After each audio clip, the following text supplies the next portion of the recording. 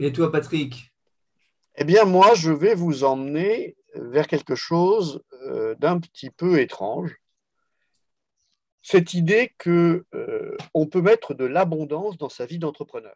Bienvenue à tous sur cet nouvel épisode des chroniques Melsion pour l'entrepreneur. Nous, nous allons, comme chaque vendredi matin à 10h30, vous faire l'honneur de deux petites chroniques pour aider les entrepreneurs dans leur pratique.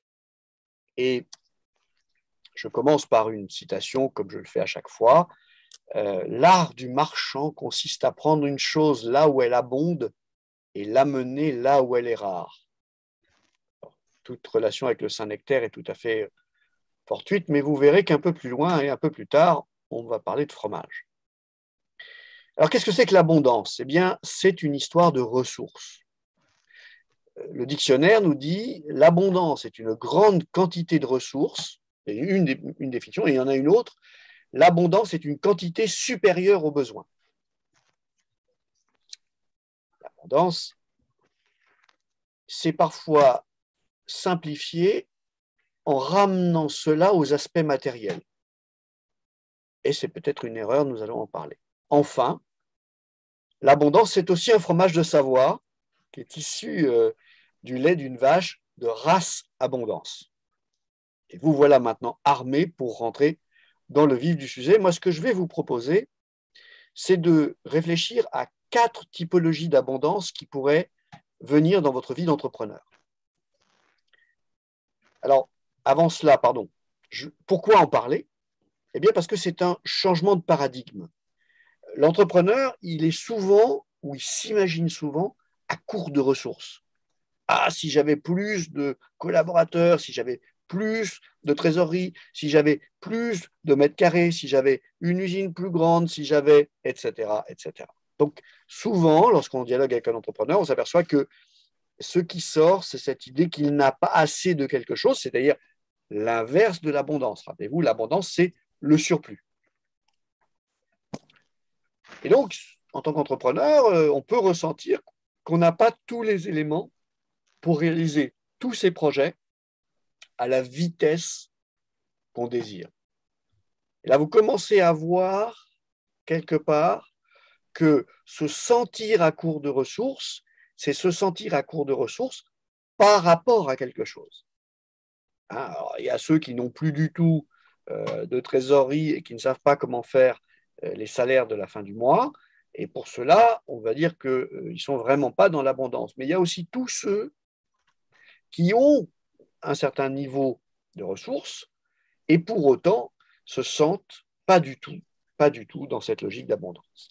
Eh bien, ce que je voudrais vous faire remarquer, c'est que notre monde, en revanche, recèle de presque toutes les ressources en abondance. Et donc, je voudrais vous faire remarquer qu'entre le sentiment de l'entrepreneur qui est à court de ressources et ce qui est objectivement observable autour de nous, ben, il y a un grand écart. Alors, rentrons dans 4 formes d'abondance qu'on peut travailler en 2022 et au-delà. La première chose, bien sûr, et c'est à celle-là que vous pensez tous, et pourtant elle est très limitante, c'est l'abondance d'argent. Alors, je vous souhaite, par exemple, plus de revenus récurrents. Vous pourriez décider de mettre en place plus de contrats longs avec vos clients. Vous pourriez décider de générer plus de trésorerie et puis vous pourriez décider de faire plus d'investissements. Voilà 4 façons de réfléchir à faire venir dans vos entreprises plus d'argent. Et vous allez voir que, bien entendu, et vous le savez, chez Melsion, on sait que l'argent n'est pas la solution. L'argent est tout au plus une ressource et que lorsqu'on n'en a pas, on peut tout à fait, en tant qu'entrepreneur, trouver d'autres solutions. Et donc, vous savez qu'on s'éloigne de cette vision qui dit qu'il faut avoir beaucoup d'argent, donc par exemple lever des millions, des dizaines ou des centaines de millions d'euros pour faire des projets. Ce n'est pas ce qu'on a observé au cours des 25 dernières années, et on sait très bien qu'on peut réaliser des projets exceptionnels avec des ressources financières raisonnables et à la portée d'un entrepreneur.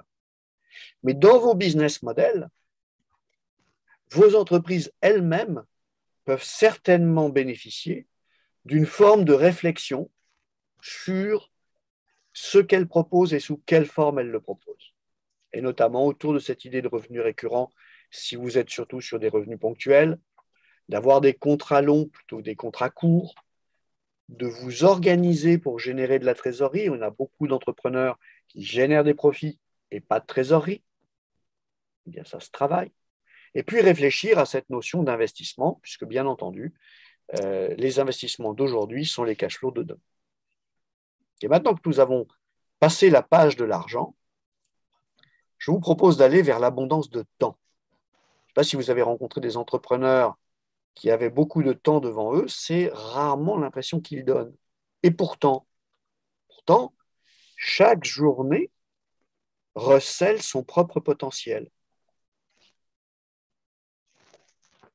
On peut décider, par exemple, de bloquer des journées libres pour réfléchir.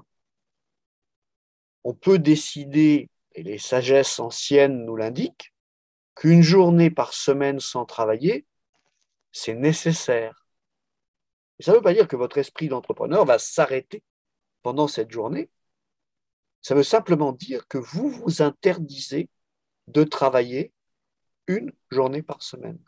Pas si simple, mais ça peut être une décision. Évidemment, quand on commence à planifier chaque semaine, chaque mois et chaque trimestre au début de la période, eh bien, on va s'apercevoir qu'on a en réalité une abondance de temps. Parce que vous avez au cours de votre semaine, peut-être la semaine prochaine est déjà pleine dans votre agenda, peut-être que la semaine d'après est déjà pleine. Mais regardons un peu plus loin, il y a certainement dans votre agenda une semaine qui n'est pas encore complètement pleine. Eh bien, moi, je vous conseille, chaque dimanche soir, par exemple, de jeter un coup d'œil à l'agenda de la semaine et de consciemment vous demander si tout ce que vous avez inclus dedans, là, va vraiment vous aider à atteindre vos objectifs, ou si se sont glissées des choses par contrainte, peut-être par négligence, peut-être par manque de vision, des choses qui vont vous prendre du temps et qui ne sont pas nécessaires. Enfin, mon conseil aussi, c'est de préparer 2022 en séparant l'année en 4 trimestres. Et donc, pour parler comme les Américains, qu'allez-vous faire au Q1, Q2, Q3, Q4, premier quarter, deuxième quarter, etc. Qu'allez-vous faire de vos trimestres? Eh bien, c'est à vous de le décider. Votre stratégie pour l'année 2022, vous pouvez la transformer, peut-être ferons-nous une chronique sur ce thème un jour, vous pouvez la transformer en un plan d'action, d'accord, qui est le plan d'action trimestriel et donner la direction à vous-même et à vos équipes de ce que vous souhaitez accomplir au cours du trimestre, du premier, du deuxième, du troisième et du quatrième trimestre de l'année.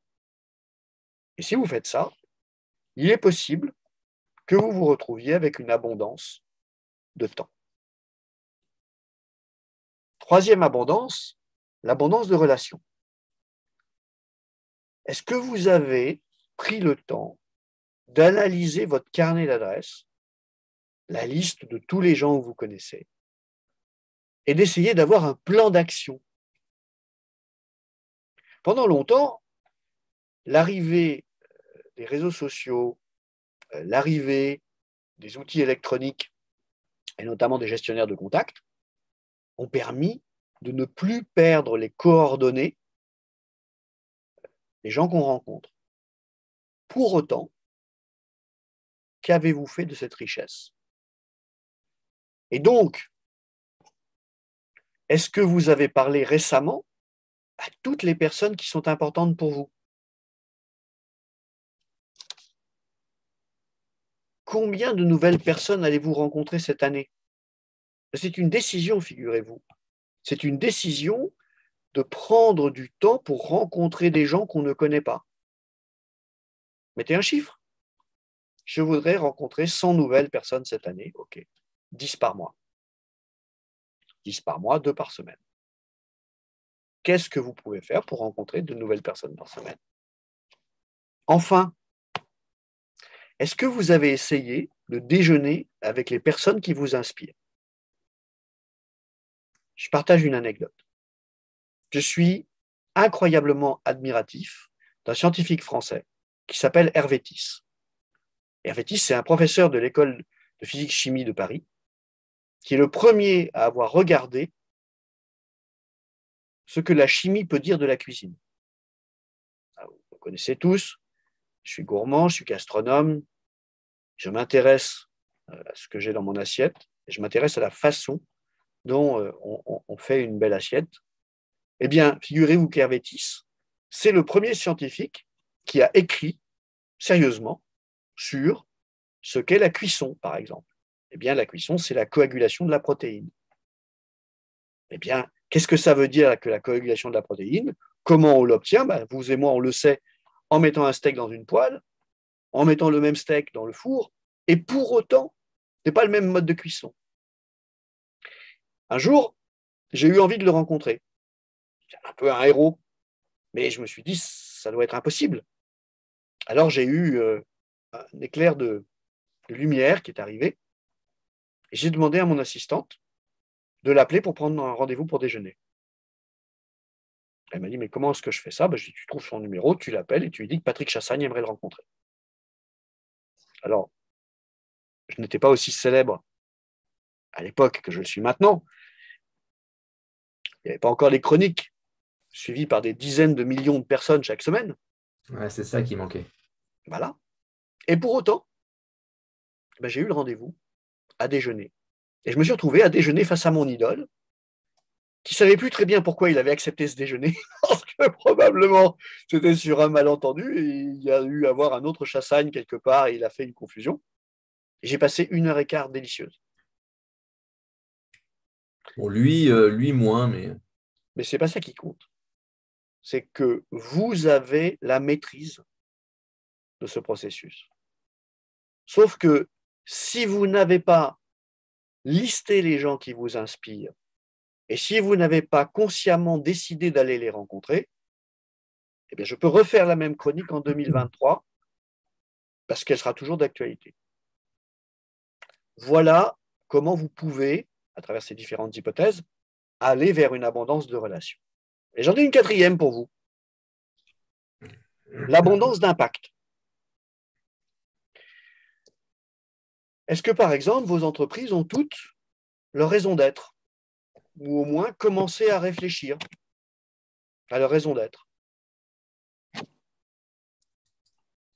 Est-ce que, au-delà des aspects économiques, vous êtes animé par autre chose? Et nous qui rencontrons les entrepreneurs depuis des années, on peut vous dire que c'est souvent le cas.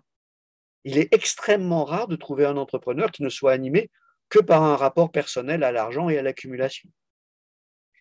Mais comme tout, c'est un sujet qu'on peut se poser et dans lequel on peut essayer de creuser. Parce que qu'est-ce qui va se passer? C'est qu'une fois que vous êtes clair sur vos intentions, sur vos envies d'impact, eh bien, très naturellement, vous allez mettre en œuvre des choses pour vous rapprocher de cela. Et on le sait, être utile autour de soi, c'est un des facteurs qui rend heureux. C'est un des facteurs qui permet de passer par-dessus toutes les vilaines choses, toutes les choses moches qui vont vous arriver à vous comme aux autres, les entrepreneurs. Et comme il vous arrive de vous mettre dans des situations compliquées tout seul, peut-être que par rapport à une personne non entrepreneur, vous avez un peu plus d'ennui. Eh bien, qu'est-ce qui va vous permettre de vous sentir néanmoins dans un sentiment d'abondance? C'est l'utilité.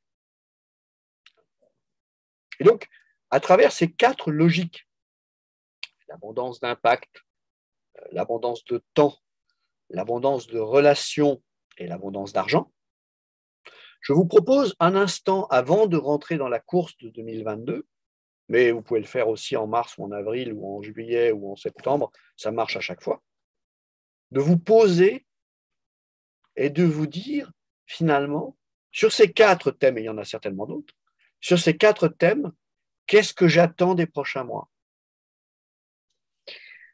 En conclusion, on peut changer son regard sur les ressources et on peut choisir l'abondance. Parce que, autour de vous, ce dont vous avez besoin, collaborateurs, euh, clients, financement, locaux, bref, tout ce dont vous avez besoin existe en abondance dans le monde. Il s'agit juste de vous connecter à ça. Et pour cela, je vous propose de changer votre regard et de décider que vous vivez dans l'abondance à partir de cette chronique. Et puis on expérimente. Et vous nous écrivez, vous me direz si ça marche ou pas. Je vous propose de clarifier vos intentions. Souvent, on avance semaine après semaine, mois après mois, trimestre après trimestre, année après année, dans une direction qu'on a choisie plus ou moins, et on creuse son sillon, on laboure son pré, on emmène ses vaches pour la traite, et pour autant, est-ce qu'on est bien clair sur l'intention qui fait qu'on fait tout cela? Je vous propose de planifier. Planifier, c'est maîtriser. Encore une fois, je ne suis pas différent de vous et régulièrement, quand je regarde mon agenda, je me dis, mais comment as-tu pu arriver à avoir 2 déjeuners le même jour avec 2 personnes différentes dans 2 endroits différents? Et là, tout d'un coup, je me suis dit, ah oui, oui, oui, il y en a un des 2 qui va probablement annuler et j'ai fait un surbooking dans mon agenda.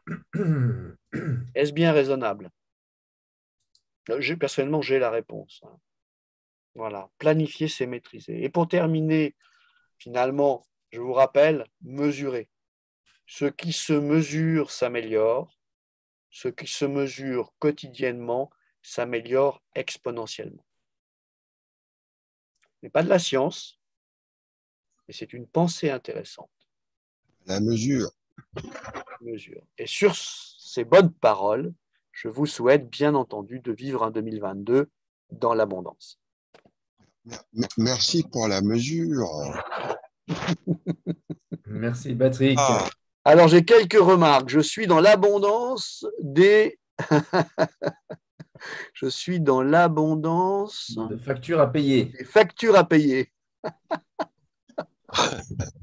On peut choisir. On peut le choisir. Je suis l'abondance, une question de regard. Eh bien, merci pour cela. Et sans doute une force entrepreneuriale. Ben oui, merci Patrice, je suis tout à fait en accord avec cela. Ce qui est assez clair, hein, c'est qu'on s'est habitué à tout ce qu'on a. On s'est habitué à savoir que juste en tournant le robinet, on a de l'eau chaude le matin, qu'en ouvrant le frigidaire, on a de la nourriture qui est déjà prête, que le soir, le chauffage va nous mettre la température adéquate. Enfin, on a pris des tas de choses comme étant évidentes. Et pour autant, ne repose que sur un travail de toute une société. les entrepreneurs, ils font que répondre aux besoins des gens, tu sais. En fait, quand le chauffage électrique est arrivé, toi, il y a eu une abondance de demande d'électricité.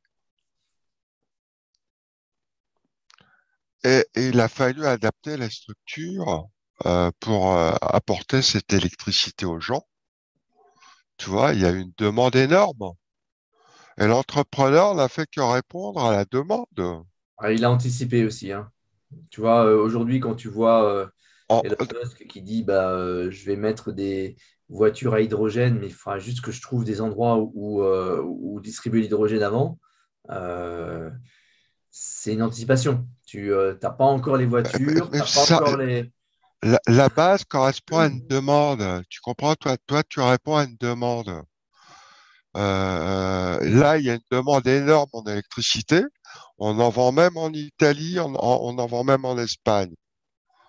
Mais Actuellement, pas tant que ça. Là. Actuellement, là, on est en train de relancer les centrales à charbon pour pouvoir éviter les ruptures de livraison.